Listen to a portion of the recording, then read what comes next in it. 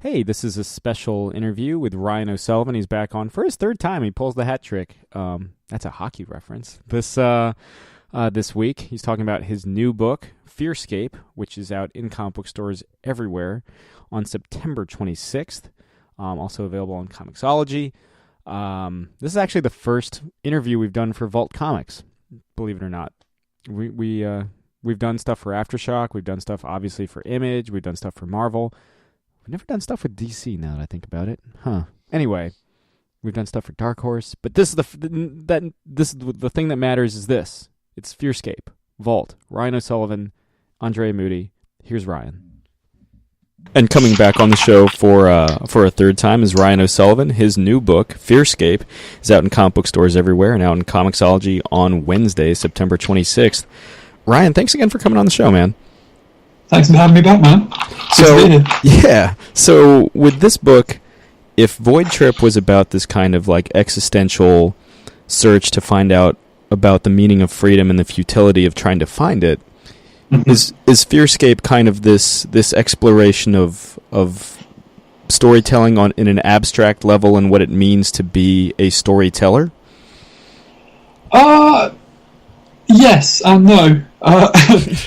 Fearscape is, if you ask the protagonist, like Henry, the narrator, he would say yes to that, because he thinks that the story he's telling is very highbrow, very self-aware, very metatextual. But the actual core of Fearscape itself, there isn't some big idea at the centre of it. There isn't, like with Void Trip, for example, there was that existential question of how do we exist in a universe that doesn't like us or doesn't want us to be free. There's no sort of underlying big question like that in Fearscape. It's a lot more... it's more art for the sake of art rather than with any sort of moral or social message behind it. Right. So, of course, like with that allowed me, with Andrea and Vlad, the illustrators on the book, to play around a lot more with the form and to explore characters rather than thematic ideas. That's not to say there isn't theme within Fearscape, but it's definitely a lot more character driven, I think would be fair to say, versus Void Trip, which was a lot more theme driven. Right. I love them both. They're both my children, but I love them in different ways. Of course. With Henry, you've got like perhaps a very unreliable, by design, a very unreliable narrator Yes. who sees the world in a very kind of he's one of those guys that thinks he's a tortured artist or misunderstood genius without perhaps realizing that to be a misunderstood artist or tortured genius, you actually have to be a genius and artist. In order to be a tortured writer, you have to actually put words down. Right. Chestnut. Yeah, and instead of stealing them, how is it kind of getting in that headspace? Because the entire story is told from Henry's perspective. Yeah, it's I suppose Henry is that the cautionary tale that anyone that writes worries they might end up like, or they might worry that they are like that. They're not alone end up like, they might worry that is who they are. And there's always this weird thing in comics where a lot of people that make comics almost have this chip on their shoulder that they're out to prove that what they do isn't just for kids, or what they do. I mean, everyone knows that since Watchmen came out in the bloody 80s, but everyone's just like, it still feels like a lot of people have a chip on their shoulder that they're like, no, my stuff's literary, or my stuff is highbrow or intelligent or adult. But I don't mean porn, I mean adult. And it's like, well, yeah, that's fine, but stop being so bloody performative with it. Like, it's one thing to say that you're adult, it's another thing to act that way, and that's something that I'm coming to terms with myself. Mm-hmm. The reason I got into comics was because I really liked the fringe element, the fact that it was almost an unacceptable medium. Like in the 80s and 90s, the way Vertigo made comics was absolutely my jam. He had characters like Spider Jerusalem, V, Enigma, that whole cadre of just... Was it cadre? I don't know. That whole group of like crazy characters I really enjoyed. And I wanted to create something that linked in with that tone, but also linked in with some of the literature I enjoy, without falling into that trap of being like, look, I know it's a comic, but look how literary it is. I didn't want that to be the fact that the main character thinks exactly in that vein was it made it almost easier for me as the author not to. So the hope is, and this is the hope, that anyone that reads Fearscape will ascertain quite quickly that Henry and my beliefs aren't the same. Right. And that it's almost a conspiracy between me and the reader against Henry as the story goes on. And that's what I'm hoping, because if I hope that the reader, empathizes with Henry or like, cares about his struggle, I think I might be onto a loser there. Having met you personally, and this is the third time that you've sat down for an interview, I can genuinely say to all our listeners at home, Ryan isn't Henry. I think the only real similarity I maybe noticed, other than the choosing writing as a profession, is both of you guys are quite fond of Kafka. Oh yeah. Was that mainly just because Kafka, you read Metamorphosis and all that? That was another kind of literature that kind of existed on the fringes, which is where Henry kind of sees himself as well. Well, the thing is, like, when you write, a certain amount of you will always bleed into the character anyway. You can't be, unless Shakespeare managed it, but no one has before or since, be completely objectively separate from what you're writing. Mm-hmm. There's always going to be elements you put in. So, yeah, Henry. I enjoy reading Kafka, but I think Henry enjoys the idea of him more. And there's this the comment in Fearscape where Henry sort of first notices a supernatural creature, and he goes, "Behold my Kafkaesque leap into the fray," or whatever he says. That's a commentary on how often the phrase Kafkaesque is used to describe certain comic characters. It seems like it's in almost every other review or every other sort of press release. It happens in novels a lot as well. I mean, it's been happening since Kafka first wrote the books. But I don't know. I thought it was funny to sort of, for someone to describe them getting up and going to the door and just answering it as like a Kafkaesque leap into the fray was just so incredibly not Kafkaesque that I had to put it in, because it sort of really demonstrated how much of a fool Henry is. And he mentions Kafka a few times, but it's never accurate, and it would make me wonder if he actually had ever read anything by Kafka at all. Yeah, if he turned into a giant cockroach, you would probably say it's Dickensian, which also isn't accurate. Well, I had who was it recently who said that Fearscape seemed Lovecraftian, and I was like, well, maybe in a sort of aesthetic sense, in terms of some of the art style might be similar to the Cthulhu art style, but in terms of the actual core of it, it's the opposite. Like, the Fearscape exists with supernatural creatures that care about and will help humanity living there, whereas Lovecraft is the opposite. It's the whole unknowable, uncaring universe. Right. So yeah, it's interesting. The whole idea with Fearscape was I was trying to create, well, not I was, but me alongside Andrea and Vlad, this sort of layered storytelling. Mm-hmm. That there's a lot in there, and lots of people have lots of different readings. And I think, judging from the different responses I've got from people, some people have been like, "Oh, I really like what Henry's saying. A lot of the stuff he says about comics is things I've been thinking about." And I'm like, "Oh, he's not okay." Yeah. And then some people are like, "I just like you. Reminds me so much of you." And I'm like, "Oh," and then you've just said he doesn't. So I'm like, okay, I'm glad that there's a lot of. One thing you always want is lots of different reactions from people, because it means you've done a good job. Sure. Yeah. I mean, you don't rely on that to tell yourself you've done a good job. You just have faith in yourself. But it's always good to hear multiple readings from something that's designed for multiple interpretations. Well, I mean, like you said, like comics and really just writing, I feel like in general, there's always that specter of imposter syndrome. Even a guy like Neil Gaiman still like finds himself victim to imposter syndrome. And it's like, dude, you've got like how many Hugos and Nebula awards at this point?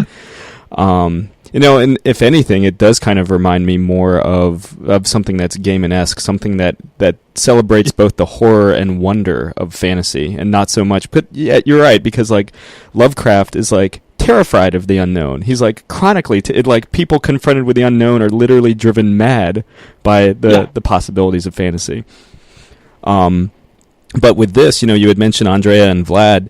Andrea had just done Port of Earth with Zach Kaplan, and he had done Rebels with Brian Wood, which are both visually completely different books. Historical fiction and science fiction. Here, this is probably, I feel like this is the most fantasy that you've gone as well. What made Andrea and Vlad the perfect, collaborative team for this? Because they have a very Andrea's been doing comics for decades, 27 years, I think. Mm. So he's got a very defined style, but he's very flexible in terms of his approach. And the way he suggested with this was to do something with ink washes and watercolors, so that it had that sort of fairy tale aesthetic, which for me sounds perfect, because the idea that the art can look almost like a beautiful children's picture book at the same time as you've got this narration that's fighting against it. If the art style was more sort of contemporary comics, then having narration that fights against it might make it feel it would feel very comic book, it would feel very Deadpool-esque, and I enjoy Deadpool, but I didn't want this to feel like that. I wanted to feel almost like, not quite like a riff on Sandman, but in that ballpark. And I think having art that looked very like an evil fairy tale, mm-hmm. or like an evil fairy tale that was trying to get itself together and become good, but that the narration was constantly fighting. I think that was the approach we had with this. But yeah, I mean, the vast majority of the visuals were all down to Vlad and to Andrea. They are a fantastic pair of artists. Oh, I read Rebels and Port of Earth before scripting for Andrea, just to have an idea of what he liked drawing. So yes, I thought I'd use things I'd never seen him use before. Yeah, I'm sure, which is refreshing for the artists too. They're like, oh, cool, I don't have to draw another Revolutionary War soldier. Sweet, or kind of a District 9 type alien. Awesome, But I love Port of Earth. I think I read the last issue when it came out recently. It was like I said, it's worlds apart from Fearscape, but it's really good. I really enjoyed it. Yeah, Kaplan's batting 100, or 1,000. Sorry, batting 100 would actually mean he's not batting that well, but he's batting. Oh, really? Okay. Yeah. To get my baseball metaphors right, he's batting 1,000 over an image. But speaking of publishers, what made Vault? And this actually, Ryan, this is the first Vault interview we've ever done. Nice. Yeah. So thank you. Thanks for leading the charge. What made Vault the right publisher for Fearscape? I don't know. I mean, I had Void Trip come out with Image, and that went really well, and they were incredible to work with. But part of me was like, well, I'm a relatively new creator. I've only been doing this in the mainstream, if you can call it that, for like a year now, and I wanted to sort of see what else was out there. And Vault were a relatively new publisher as well, and they're hungry to make a name for themselves, and they're making new connections and with stores and whatnot. And part of me was like, part of me wanted to get on board the. I don't know. I'm young and hungry, and Vault are young and hungry. And I thought that there'd be some good synergy there. I think would be the accurate way to do it. Yeah. To describe it rather. Yeah, I mean, that's the only... And also, Adrian Wassel, their editor-in-chief, was mad enough to read my 31-page pitch. What the... dude, it was all writing as well. I was like, no, he needs to read everything. And bless him, he did. And came back and was like, yeah, let's do this. Just don't have the scripts be 100 pages long, please. So, you've already got, like, an entire, like... Because you come from writing... like the Warhammer books, and if I remember correctly, you had done was it the Dark Souls book? Yeah, Dark Souls was this year, so that's relatively new. But I did Dawn of War, that's the Warhammer one, Eisenhorn, another Warhammer one, and also Evil Within, which was based on the video game. So I've done a bunch of sort of tie-in things, if that's what you... Right, but all those adaptations have like literal books of mythology to draw from. Is that something that you just kind of love? Just kind of like sitting down and writing like a series Bible, and like, this is the book, this is what all the characters are, this is how, like, the rules of the universe and everything. See, kind of. I mean, with me, I like doing that in the writing when I'm making it, because I don't want to feel like... When I first started putting together story ideas, I fell into that trap that a lot of new writers do. Way before even Turncoat, the Kickstarter I did before anything else. Way before that, I was trying to do comics. And I was putting together sort of Bibles, I'd list all my characters, I'd give them bios, I'd have concept art done of each one. And because I came from an MMORPG environment, so that was how everyone behaved. I was that must be how you make stories in comics. Mm-hmm. And then I realised all I'm doing is creating a Wikipedia for something that doesn't exist. What is wrong with me? So I realised then that it's best to keep it bare minimal for the sake of a pitch. Have a solid understanding of the universe that has to make sense in the context of how much sense you want the story to make. And then once that's solid, make it character focused. And I don't really go much beyond that now. Like, I'm working on some new creator-owned pitches, and I've kept them a lot looser. I'm big on outlining, big on plotting, big on having sort of character arcs and all the sort of storytelling 101 stuff, but I don't particularly like to midichlorians the world too much, because that can lead to it takes away some of the creative freedom later on. And part of the fun of writing is discovering stuff, and I worry that if I did too much in advance, there'd be less to discover in the telling. Because I'm a big believer that the thing that makes you sit down and write isn't necessarily the thing that you end up writing. Don't tell any of my editors that, by the way. Of course not. That's a very kind of like a Kerouacian kind of outlook, just kind of seeing where the text takes you. So when it comes to Fearscape, does that mean, you had mentioned a 31-page pitch. Do you, how far in advance, is this something where the end game is in sight, or are you just going to kind of see where Henry takes you? Oh, absolutely. I mean, Fearscape, every single scene was written in the pitch. Like, not like an outline. Every scene had a paragraph, so I know exactly how it all slots together. Mm-hmm. I just don't build the world up around that with if there's details that aren't going to be in the story, I don't focus on them, is what I meant. So it's not so much the sort of stream of consciousness style of writing. I couldn't do that. That's just not my far too OCD, far too controlling. But yeah, everything was sort of decided beforehand with Fearscape. Right. Yeah, I had read somewhere that Stephen King, when he sits down, he doesn't necessarily know how a story's going to end when he starts it. And for some of those books, you can tell, unfortunately. But yeah, you can tell which books were written on cocaine and a prayer. Yeah. He doesn't even remember writing The Running Man, apparently. That's why he credits it to Richard Bachman. So, if you had to develop a cocaine, here's a question: if you had to develop a cocaine pen name, what would you call yourself? What would I call myself? Henry. I'd probably call myself Ryan, because then it'd outdo Henry by having an extra one, but it'd still be me, so it'd be vain. Yeah. And if anyone asked me why I'd do it, I'd have one of those sort of coke chats that last for 45 minutes about nothing over it. So yeah, that would probably be my coke name. So Cola, right? Of course. So with this, you're kind of dealing with like personifications of fear. How do you think that fear informs? And you had kind of alluded to it earlier. How do you think fear informs the storytelling process? I think it does might sound like I'm contradicting what I said earlier about Fearscape not having an overall theme to it, but I think that inherent in the narrative is the idea of fear, and what Henry's greatest fear isn't necessarily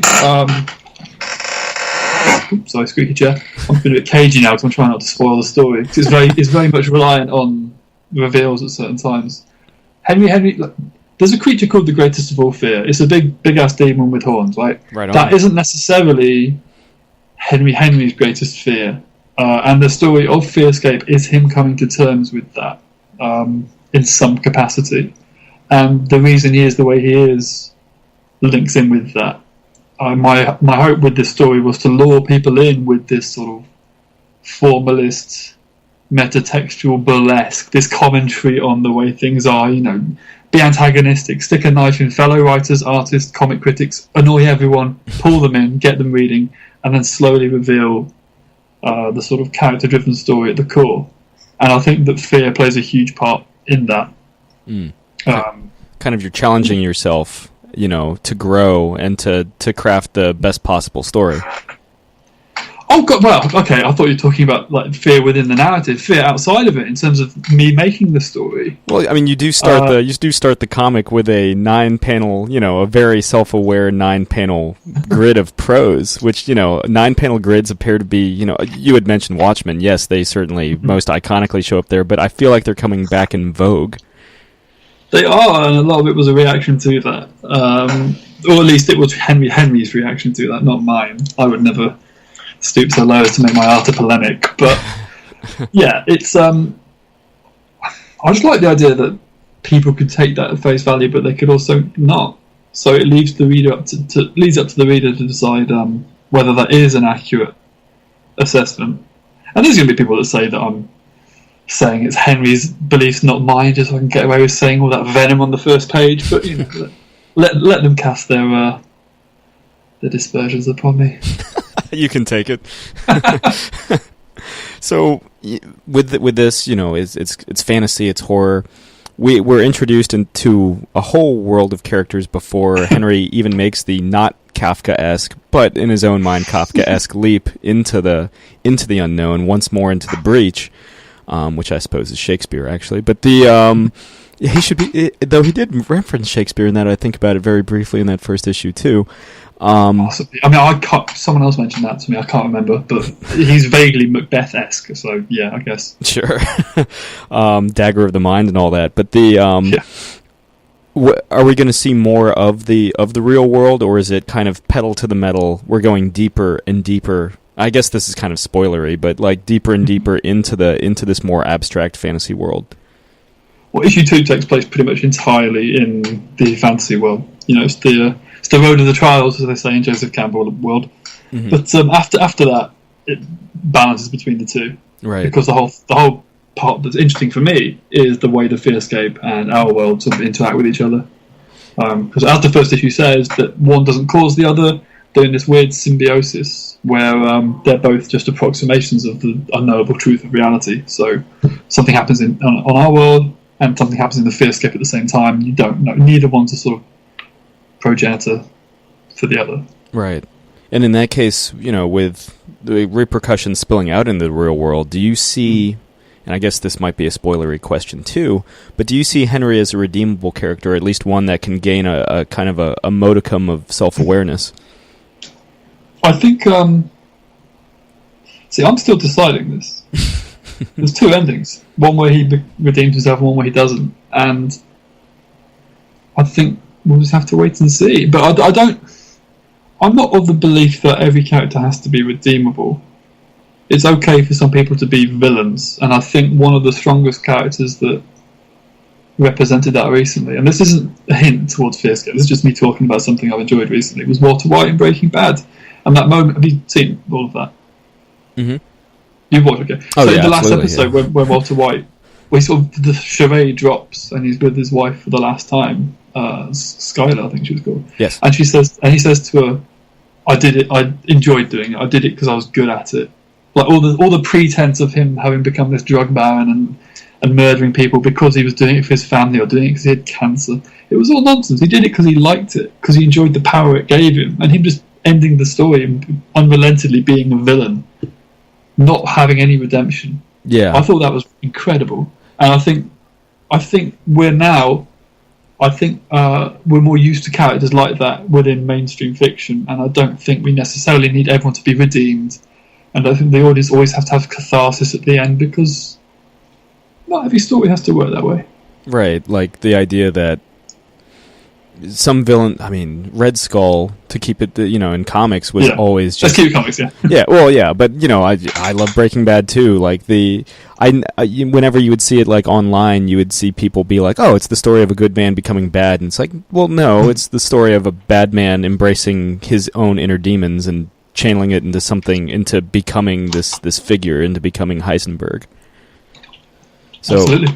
So, yeah, that we are kind of in this world where almost like, in a way, to speak kind of metatextually about not just comics, but about fiction in general, I think a lot of writers kind of feel like every character needs an arc. They need a traceable point A to point B, and you don't necessarily... Like, the Punisher will always be the Punisher. Frank Castle died with his family. There's no arc. To keep it to British comics, Judge Dredd is always...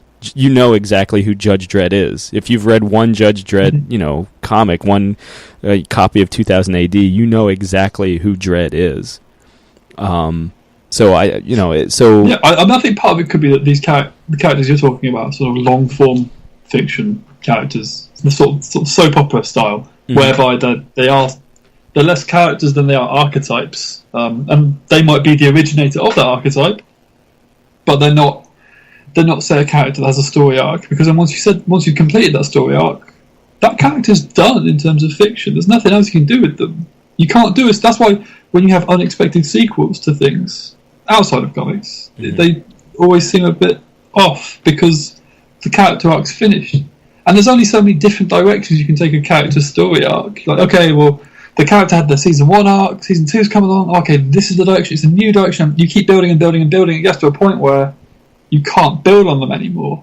So I think what the superheroes do, or Judge Dredd does, or whoever else within comics, having these characters always reset back to the norm, and it allows the focus to be on stories, despite it being a character-driven industry. It's weird, but it works.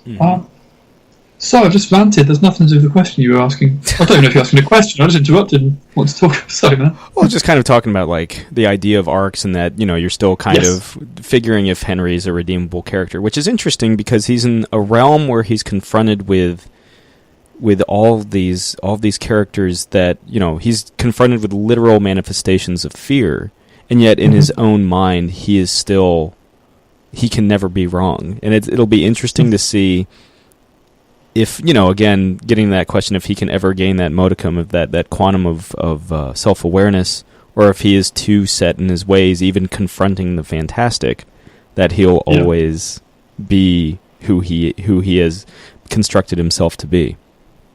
I don't know if he'll ever become aware of himself. That might be a disservice to him. And there's this thing where I don't like that every protagonist or every villain has to become self-actualized. It's okay for people not to be. That's a little bit more accurate. And also because I'm not self-actualized, so I don't know if I can write a character that is. And I like the idea that maybe the reader has an arc with Henry, and the reader at the end of the story, their arc's over. And Henry's story's over, but he's remained the same as he was at the beginning. But he's now just more. But now it's just more apparent of why he is the way he is. So it's more a case of his gradually being. Let's say, for example, the gradual reveal of his backstory might invertedly give him an arc. Right. I play a lot with structure in terms of how the first issue of Fearscape. So when you have all 5 issues or however many, it'll talk about sort of plotting and structure on a wider scale too. But again, I can't say too much because. But you do. That's why I'm butchering this answer because. You have to be careful. Yeah, no, I know you don't want to give the game away, but you do play with structure more for the future issues into the story. Oh, definitely. Oh, I mean, it's seeing stuff like that because it draws you in when you suddenly see a blank page yet still paneled out. It's like, oh, okay, because we're used to that at this point, and so in a way it's a level of deconstruction of again, like, I know you were saying it's character driven and not necessarily as abstract, but there is that kind of deconstruction of storytelling from jump. But that's what tied into the character. Like my worry with the early draft of Fearscape, there's no character whatsoever. Just me just being like, look what I can do with comics. Look how smart I am. I was literally becoming the thing I hated. Or the thing I was saying earlier that I didn't want to be. That was me. So the latter drafts, after I showed it to a few friends, and it sort of pointed a few things out to me, I sort of figured out that the direction to take it was to almost pastiche the pastiche, if that makes any sense. To sort of mock those who endlessly play with the form but say nothing. Right.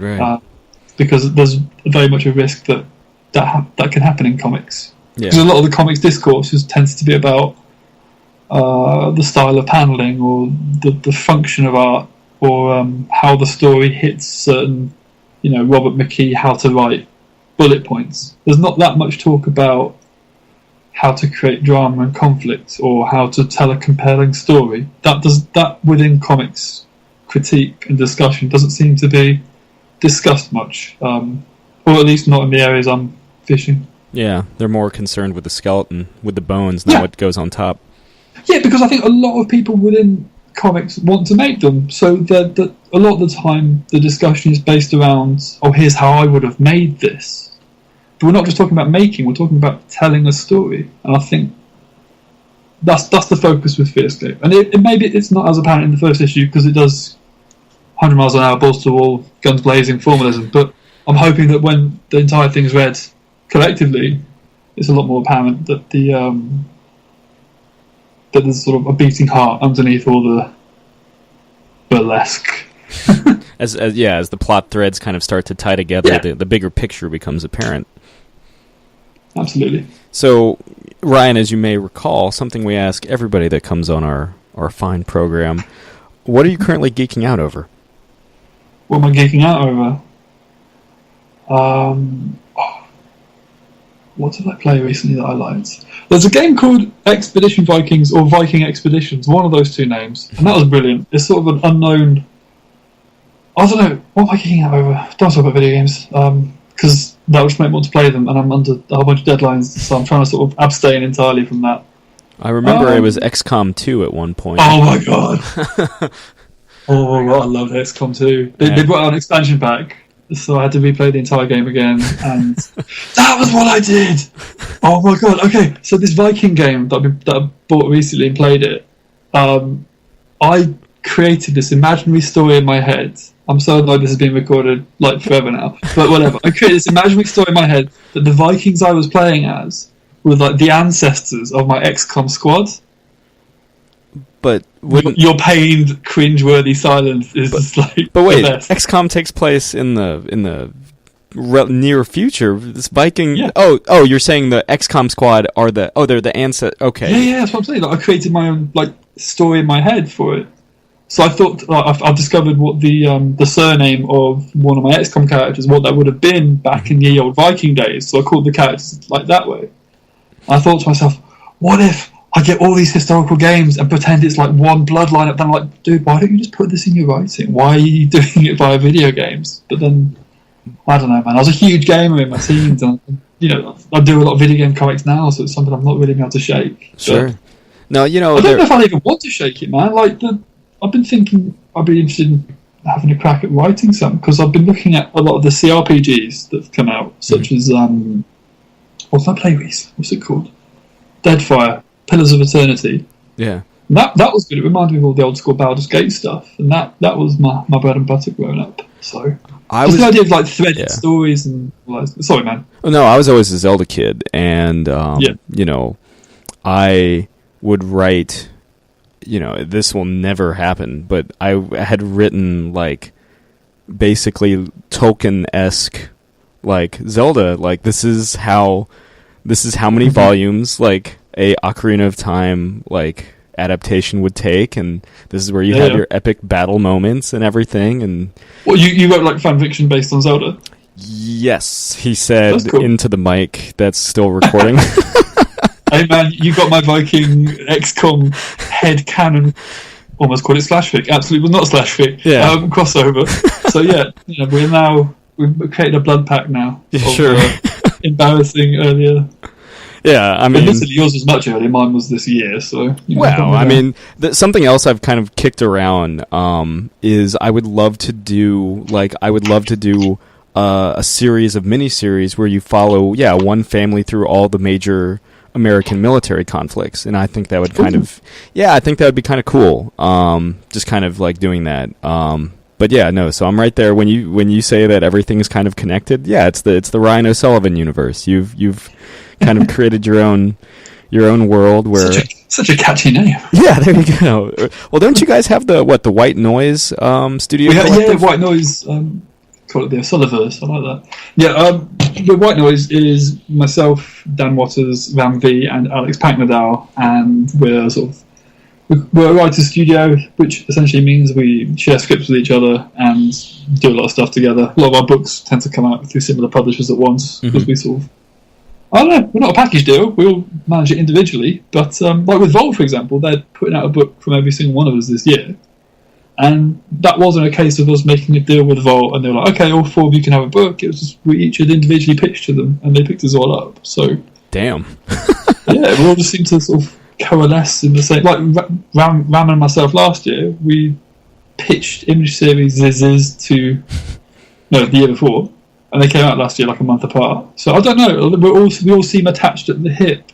So we thought we'd make it official and call ourselves White Noise. Yeah, it certainly makes coordinating for signings and tours a lot easier, I'm sure. For sure, man. We had our first con where we were just called White Noise. our names weren't there. It was just white noise. That was pretty cool. Yeah. So, before I return you to the wilds of England, what can we expect both with the future of Fearscape, and do you have any other projects you want to plug? Well, the only other thing I'm writing other than Fearscape right now is Dark Souls. That's the adaptation for the video game. I think issue 4 is coming out, next month. Fearscape is due out on February the 26th. Sorry, not February the 26th. That's ages away. It's out on September the 26th. Mm-hmm. And I obviously can't reveal too much about that. But the book's been getting a fair amount of hype online, which I'm pretty excited about. And I'm in that weird spot where now it hasn't come out. A bunch of people are talking about it. I'm like, oh god, will it do well? I'm now in the stress phase where it's doing as much outreach as I possibly can. Of course. But yeah, in terms of other stuff, there's nothing I can actually talk about yet because, unfortunately, it's all top secret. There'll be more stuff soon. Trust. Are you doing any shows in the next couple months? Yes, I'll be doing Thought Bubble in September, and New York. I think it's the week after that, actually. So yeah, I'll be in New York. I'll be at New York tabling with Clay Klaus, who was the illustrator and co-creator of both Void Trip and Turncoat, my first and second creator on comics. So come along, come say hey. You'll be there, won't you? I will, absolutely. I'm the week of Thought Bubble. I'm doing Baltimore Comic Con with CBR, and then nice. I'll be at New York. So I basically go straight from Baltimore up to New York just to enjoy the city before the entire Midtown descends into comic branded madness. So I can't wait. It's my first time tape. I went last year. I remember. Yeah, that's where we first met. Oh yeah, we first met. Yeah, two of us, twinkle in the eyes. Yeah, I forgot about that actually. And yeah, well, we should get. We got to grab pints or something. Link up this time. Just get a drink this time. I don't think we managed it last time. Yeah, no. If we did, and I forgot, I'm sorry. I was relatively drunk. I think we always kind of because I remember you and Klaus were at the Marvel party, and I think you guys were heading out as I was heading in. And so I think it was always in passing. I know I'll have a lot more time because I don't do as much with Image currently. So yeah, but I'll be up there and I'll be around. So yeah, man, we can totally make that work. But yeah, in the meantime, play dates aside, Fearscape number 1 out on September 26th. Ryan, thanks again for coming on the show. Thanks for having me, man. It's been fun. This has been another Geek Out production. If you enjoyed what you heard, hey, we've got a special episode every Friday. Of course, there's the usual catching up show every Wednesday. And you get book club episodes just about every Tuesday these days. Thanks for listening.